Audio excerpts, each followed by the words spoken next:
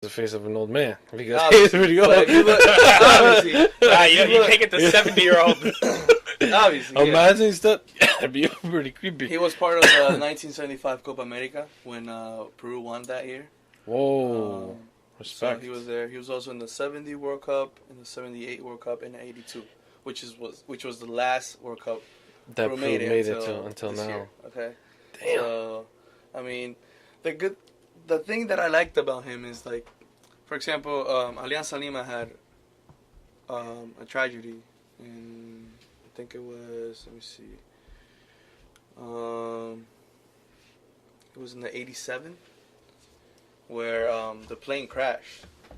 There were, like, one of the best players of Alianza Lima. The Alianza Lima plane crashed, and I think only the pilot survived.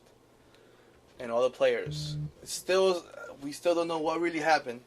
Till this day. To this day. The goalie, actually, from that part was Guerrero's uncle. So that's where Guerrero comes, where fears of flying.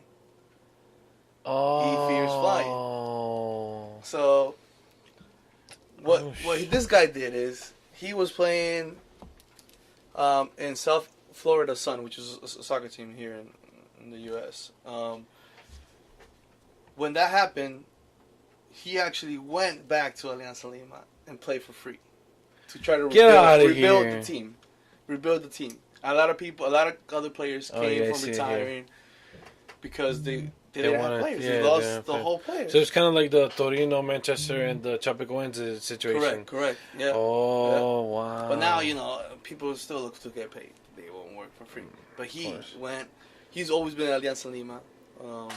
He was actually, when Peru played in Miami this past week, he was actually there, like, in the, before the game started. So he was there. He lives in Miami now. Oh, shit. Nice. But if you could see, he actually was in Miami a lot of time for front strikers and stuff like that. So, yeah, I see he played for Miami Sharks. I don't know who the hell that is, but... Yeah, I mean, obviously it was teams that... Yeah, lower teams back then, yeah.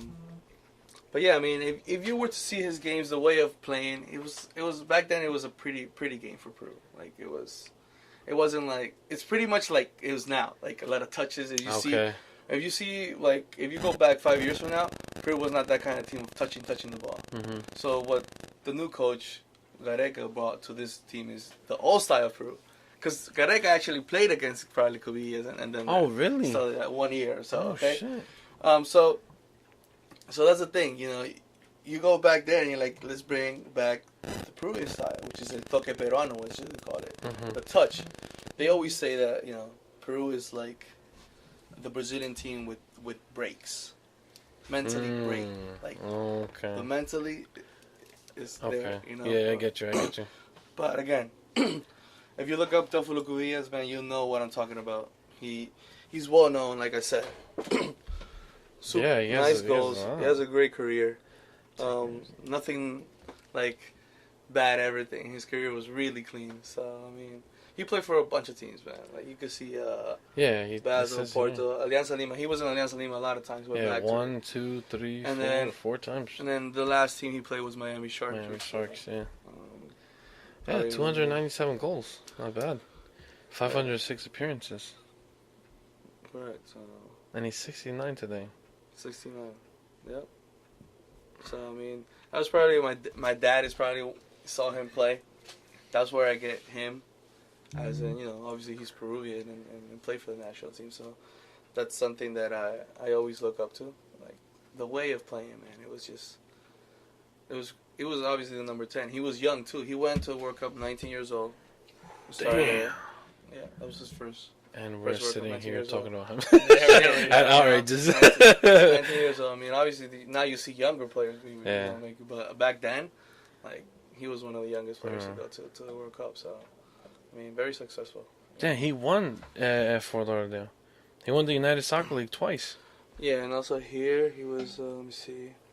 And the Copa Movistar, which is the Primera División, he won twice. 77 and 78. Damn, bro. So he was all-time with 26 goals in 81 matches, but now, not anymore. because he had Guerrero. Damn, bro. But Guerrero took that I'm reading over. here, like in 2004, Pelé selected Cubillas as one of the FIFA hundreds, a list of 125 footballer greats. Damn. Talk about That's having just an an honor. honor, Yeah, that's what I'm really. saying.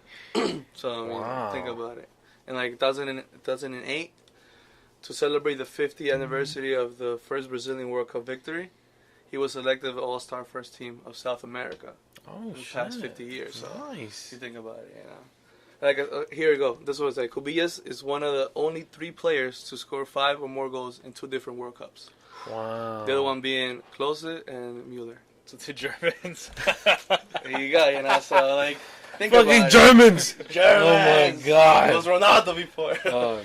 Yeah, the fucking And bastard then took the all last spots, yeah. World Cup in Brazil passed. But yeah, man. I mean, you should look him up and see the goals that he scored. I mean, I could look up and then you guys could. Well, guys, that was our legend of the day. What's his name? I know Cubillas. Teófilo Cubillas. Teófilo Teófilo. El Nene Cubillas. That's Okay. what Just it's type in Gaston will El probably Nene. know who the hell that is. He'll be like, Guys, oh, just okay. look him up on Talk to YouTube. someone over El 50, Nene you know, The Cubillas. Pelé of Peru. The Pelé of Pelé. They Peru. also known as that. I don't know if that's true or not, but you guys can look it up and tell me. No, but thank you for the legend of the day.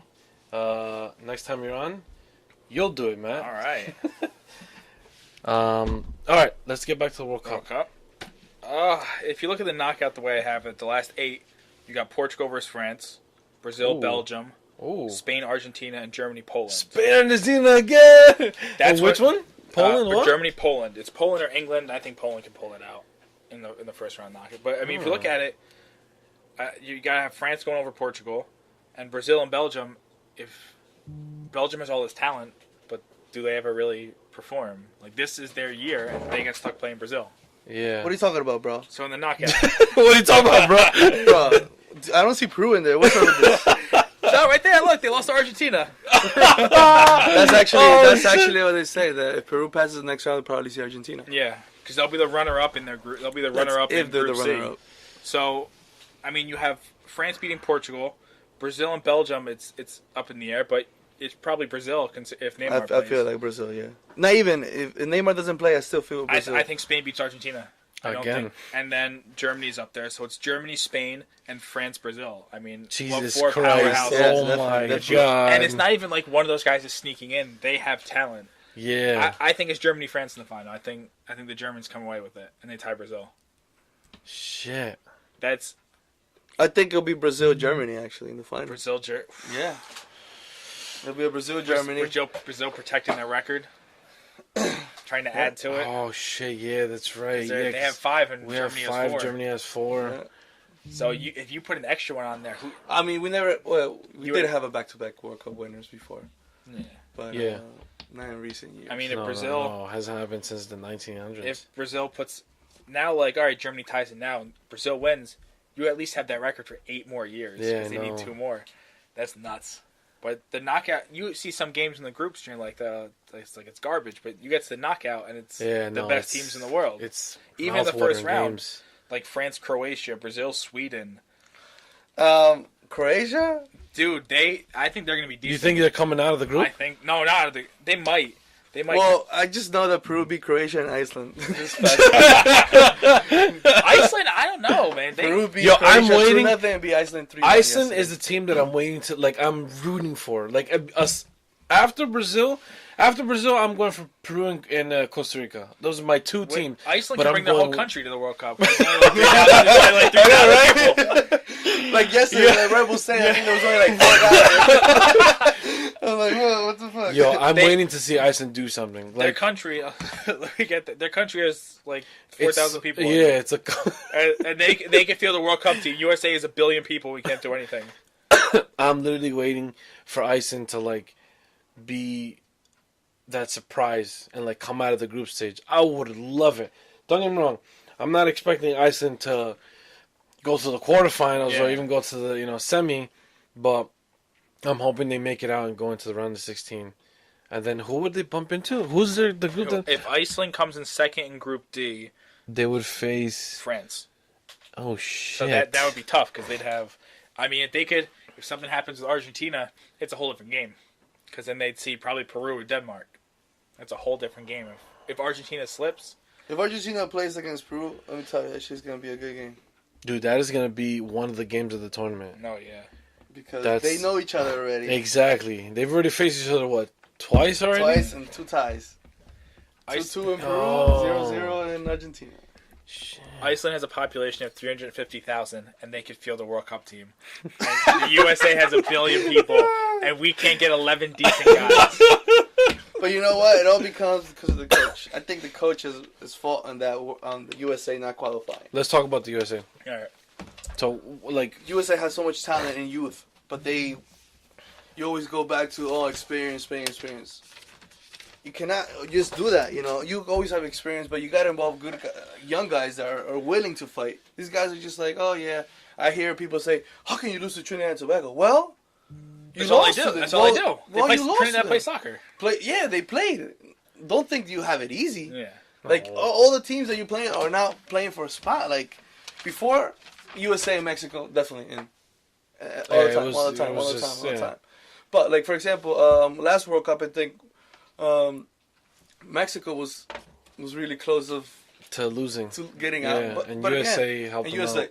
correct, by Yeah. beating, I think, like, Panama, Yeah. right? But, again, you cannot just use the same players. It all becomes, like, it's all politics and teams Yeah, sometimes. yeah. And then they're like, oh, let's keep this player. Well, I Let's was keep telling him player. before we started, I was like, they could have moved on 4 years ago, but they didn't want to piss off Landon Donovan. Correct, Because he's their correct. golden boy. Yeah. But then, because I was telling, they had an award. It's the male youth soccer player. Yeah. And there's taking out Pulisic, because he's the outlier. He doesn't really count. 1, 2, 3. Of the 8 of the past 9, there's 102 appearances and 5 goals. That's trash. This guy, one of the guys won the award at 18. He played once. Like, you have guys playing 2 times, playing 4 times. Like, no one's doing anything. They're not bringing these players in. And the award before that, you had Donovan win it, Beasley win it, Freddie Adu win it. Oh my Freddie god. Adu. That guy. Eddie Johnson, Benny Feilhaber, Altidore Bradley, Sasha Kleistin.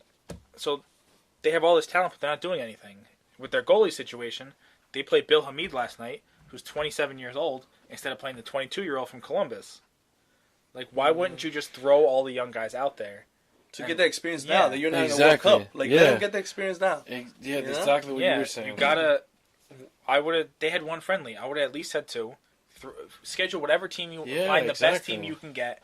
If Germany wants to send their B squad, play Germany's B squad. You lose 4-0, so what? These kids get experience against Germany. Exactly.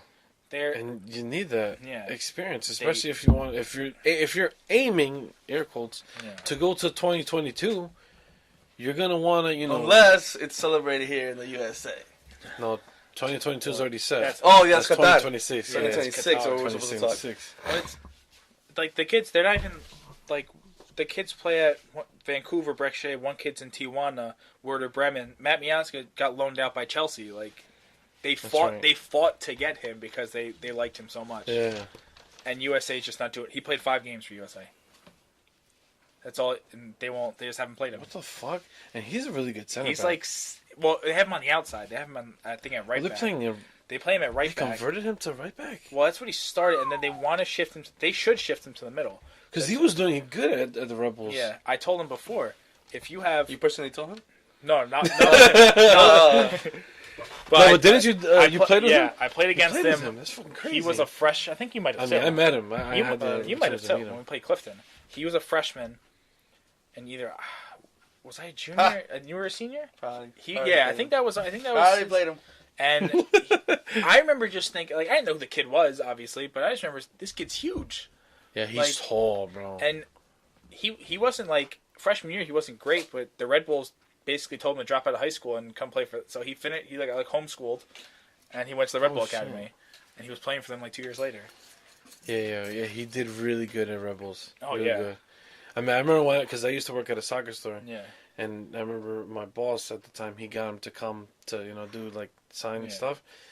And I remember, because he told me, but I didn't know who Matt Miazga was. Like, I was like, I don't know who the guy is. I'm like, he's from Red Bulls. Like, you're going to get excited no matter what. So I come off from the back, and I'm walking to the front of the store, and this huge, massive guy. He's a big boy. Yo, it literally felt like a giraffe was walking through the front door. I'm like, he's like, and he's with his like tiny ass voice. He's like, "Is Mark Edge here?" And I'm like, "Yeah, he's in the back."